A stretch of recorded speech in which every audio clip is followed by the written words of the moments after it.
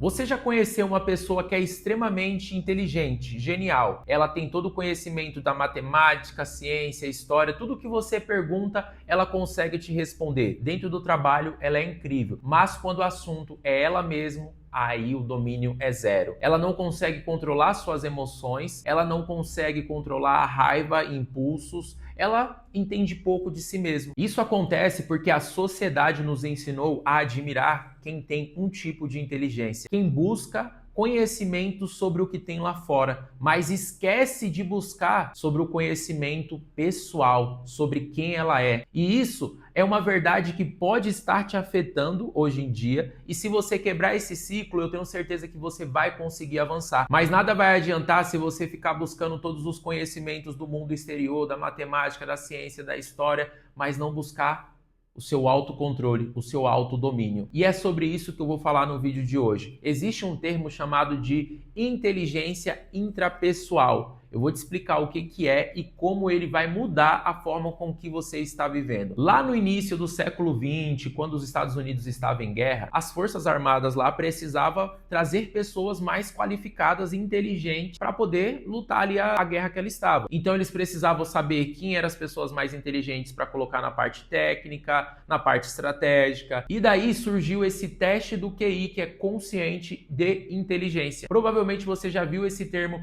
ou na escola ou em algum momento da sua vida. Então, dentro desse cenário que nasceu esse teste de inteligência. E como os Estados Unidos saíram vencedores dessa guerra, esse teste se popularizou no mundo inteiro. E por décadas, a sociedade como um todo, acreditou que aquela era a forma correta de se medir a inteligência de uma pessoa, através do raciocínio e das respostas dela. Por anos, ficou considerado isso como um padrão. Quem tinha um QI mais baixo, quem tinha um QI mais alto, até que anos depois veio outro pesquisador e quebrou essa teoria. Ou melhor, ele foi se aprofundando e viu que não era só uma coisa. Existiam outras possibilidades para determinar se uma pessoa poderia ser considerada inteligente ou não. E daí surgiu o termo inteligências múltiplas. E isso aconteceu lá nos anos 80 pelo psicólogo e pesquisador de Harvard. O nome dele era Howard Gardner. Não sei se o sobrenome dele pronuncia assim, mas ele começou a questionar: será que realmente aquele teste poderia considerar uma pessoa inteligente ou não? Será que era só um tipo de inteligência que existia? Então daí ele criou o termo de inteligências múltiplas. Dentro dessas inteligências múltiplas, ele começou a desenvolver 7 áreas. Primeiro,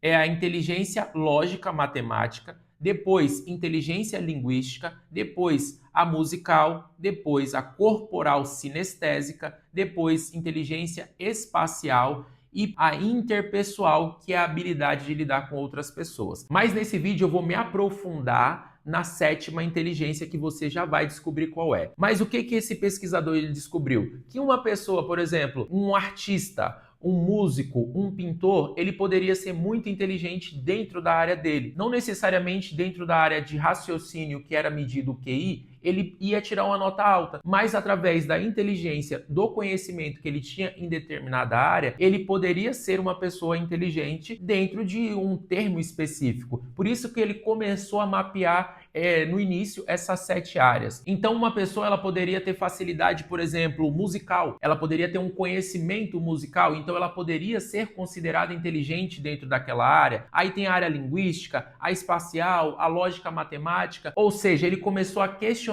esse tipo de análise de inteligência e viu que as pessoas elas têm outras áreas da vida, outros campos. Então daqui que foi surgindo esse termo das inteligências múltiplas. E agora eu vou me aprofundar na parte que eu acredito que seja uma das mais fundamentais para a nossa vida. Uma das partes que determina se você vai ser infeliz, triste, as suas conquistas, que é a inteligência intrapessoal. Inteligência intrapessoal, ela é considerada a sua habilidade de lidar com você mesmo, de você se conhecer, de você conhecer os seus pontos fracos e os seus pontos fortes, de você conhecer os seus limites, de você reconhecer as coisas boas que você já passou, as coisas ruins, o que você tem para melhorar, evoluir. É a inteligência que mede o quanto você está cuidando de você mesmo. E por que ela é muito importante? Cara, acho que o nome já diz diz tudo, é você saber cuidar de você mesmo. Hoje nós temos a capacidade de ser o nosso maior aliado e também o nosso pior inimigo. Se a gente não se conhece, o que acontece? Muitas vezes você acaba fazendo o que você não gosta, você vai alimentando a sua mente com pensamentos negativos e tudo isso você começa a trabalhar contra você mesmo. Se você não se conhece, não conhece os seus limites, o que acontece? Você deixa alguém tomar conta da sua vida e ultrapassar as suas barreiras, causando diversos danos psicológicos, causando diversos danos emocionais na sua vida. E no final, o que resta na sua vida? É você com você mesmo. Então, essa inteligência intrapessoal, ela é fundamental para tudo que você vai conquistar na sua vida.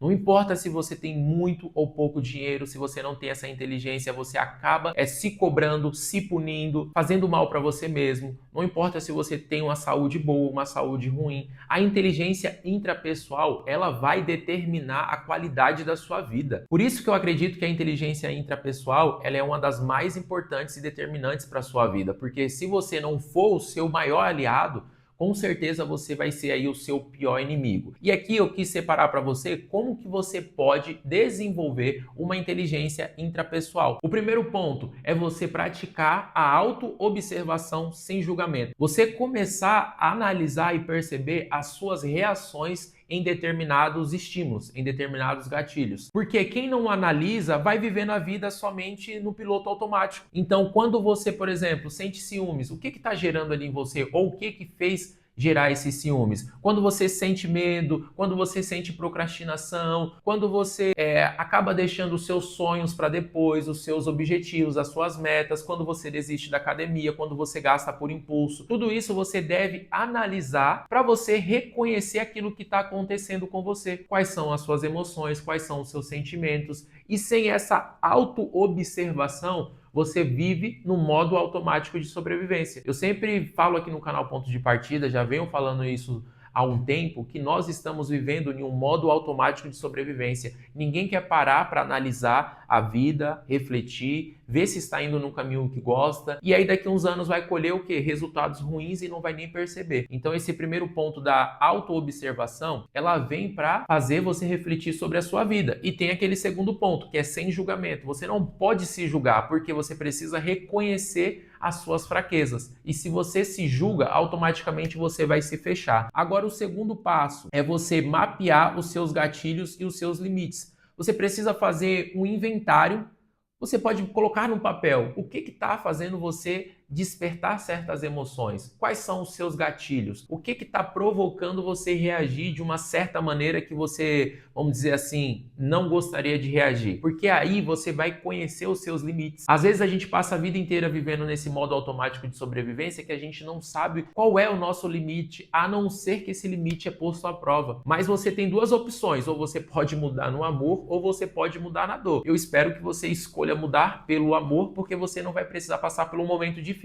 Então, conhecer os seus limites vai fazer você evitar certas situações, porque você já vai falar, opa, já estou chegando no meu limite, vou pular fora disso, não vou me sujeitar a passar por isso de novo. Muito menos manipulações de pessoas, etc, etc. Agora, o terceiro passo é você criar momentos de silêncio. Hoje, com esse avanço da tecnologia, cara, é muito difícil a gente ficar sozinho, ficar em silêncio. Sempre estamos acompanhados aí pelo seu celular ou pelo computador, ou estamos acompanhados pela televisão, que hoje em dia já tem todo tipo de aplicativo, ou estamos acompanhados pelos amigos. É difícil a gente ficar sozinho. É mais difícil ainda a gente ficar em silêncio, porque a gente sempre coloca alguma coisa para ouvir, alguma coisa para entreter, e o silêncio, ele é revelador. O silêncio, ele vai deixar você com seus próprios pensamentos. E quando você fica com seus próprios pensamentos, você começa a ouvir e observar o que está acontecendo na sua cabeça. Então, quanto mais tempo você passar em silêncio, quanto mais tempo você passar sozinho, você vai começar a observar aqueles passos anteriores. Quais são os seus pensamentos, a qualidade dos seus pensamentos, quais são os seus medos, seus traumas, seus limites. Se você não ficar em silêncio, você não vai conseguir fazer os passos anteriores, que é a autoobservação e que é mapear os seus gatilhos e limites. Então aqui, esse terceiro ponto, eu considero que seja o mais importante. Você ficar alguns momentos sozinho e em silêncio, que é o que acontece com quem faz meditação. Dentro do seu dia, qual o momento que você pode fazer isso? Talvez é quando você está lavando uma louça, ou você vai fazer uma caminhada, você faz uma atividade, sei lá, aeróbica, você faz uma academia, academia, alguma coisa que você fique sozinho com os seus pensamentos. Limpar a casa, lavar o carro, não sei. Você só precisa colocar isso de pequenas formas na sua vida para que você fique sozinho e avaliando esses seus pensamentos. Então, só fazendo um resumão aí rápido para você que ainda não anotou. O primeiro é a autoobservação sem julgamento, para você ali analisar o que você está sentindo, pensando. O segundo é mapear os seus gatilhos e os seus limites, até onde você pode chegar. Ou o que está despertando aquele gatilho na sua vida, qual situação, qual acontecimento. E o terceiro, que é você criar momentos de silêncio para você poder ouvir o seu próprio pensamento. E antes da gente finalizar, eu quero reforçar uma coisa. A maior jornada que a gente pode fazer aqui em Terra, em vida, não é adquirir todo o conhecimento, não é ter todas as conquistas do mundo, não é dominar todo mundo, e sim é o quanto a gente se conhece, o quanto que a gente evolui, o quanto você evoluiu de ontem para hoje, o quanto você conhece de si mesmo,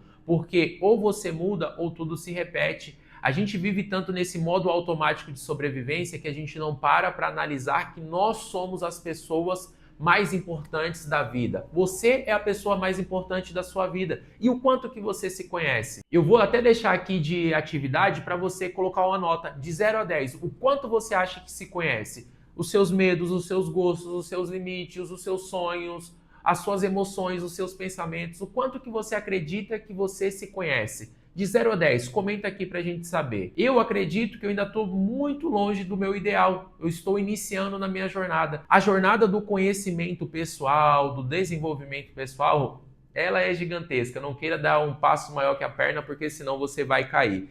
E para você quebrar esse ciclo que vem se repetindo na sua vida, das mesmas ações, mesmos resultados, mesmas ações, mesmos resultados, você precisa se autoconhecer. Inteligência intrapessoal. Porque quando você se conhece, você vai ser mais assertivo dentro dos seus relacionamentos, você vai ser mais assertivo dentro da sua vida profissional, você vai ser mais assertivo dentro da sua vida financeira. Então, quanto mais você se conhece, mais você vai mudar as suas ações, os seus comportamentos e mais vai mudar os seus resultados. Então, se você não quer viver essa mesma vida para sempre, você precisa quebrar esses padrões. Tem muita gente que vai continuar vivendo nesse modo automático de sobrevivência, acordando e tendo o mesmo dia, acordando e tendo o mesmo dia. Então, se você cansou de fingir que está tudo bem, se você cansou de viver no piloto automático, se inscreve no canal, deixa o seu like, porque aqui todos os dias eu trago conteúdos como esse que vão te ajudar a encontrar o ponto de partida para você assumir o controle da sua vida. Meu nome é Kaique Pereira e eu fundei esse canal justamente para isso. Para você que está cansado de fingir que está tudo bem,